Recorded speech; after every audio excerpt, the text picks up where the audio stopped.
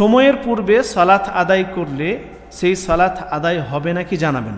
আল্লাহ তাআলা তিনি পবিত্র কোরআনে স্পষ্ট করেছেন, এখানে স্পষ্ট আয়াত রয়েছে সূরা নিসার মধ্যে, ইন্না সালাতা কানাত আলাল মুমিনিনা কিতাবাম মাওকুতা। তো আল্লাহ সুবহানাহু ওয়া তাআলা এখানে স্পষ্ট করলেন যে মুমিন ব্যক্তিদের উপর সময় মতো সালাত আদায় করা ফরজ, ওয়াজিব।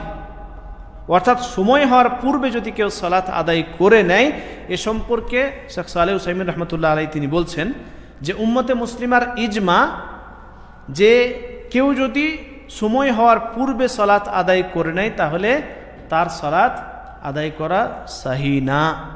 যদি কেউ এরকম করে নেয়, যদি সে ইচ্ছাকৃতভাবে সালাত আদায় করে, ইচ্ছাকৃতভাবে, আপনি জানছেন যে এখন সময় হয়নি, এখনও 20 মিনিট দেরি আছে, 15 মিনিট দেরি আছে, তা সত্ত্বেও আপনি নামাজ পড়ে ফেললেন, তাহলে এ সম্পর্কে উলামায়ে কেরামগণ বলেন যে ইচ্ছাকৃতভাবে কেউ যদি সময় হওয়ার পূর্বে সালাত আদায় করে নেয় তাহলে সেই ব্যক্তির সালাত হবে না এবং সাথে সাথে সে গুনাহগার হবে।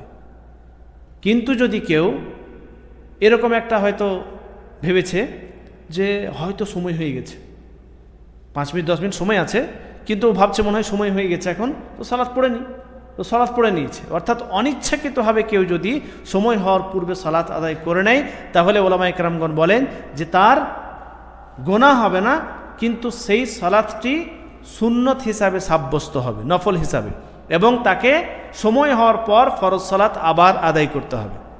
বোঝা গেল? বুঝতে পারলেন? স্পষ্ট?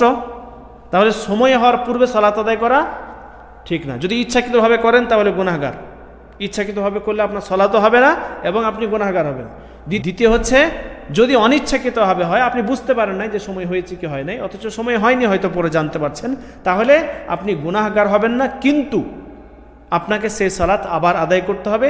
যে সালাতটি আপনি আগে পড়ে ফেলেছেন সেটি নফল হিসাবে সাব্যস্ত হবে। আল্লাহু আ'লাম বিস-সাওয়াব।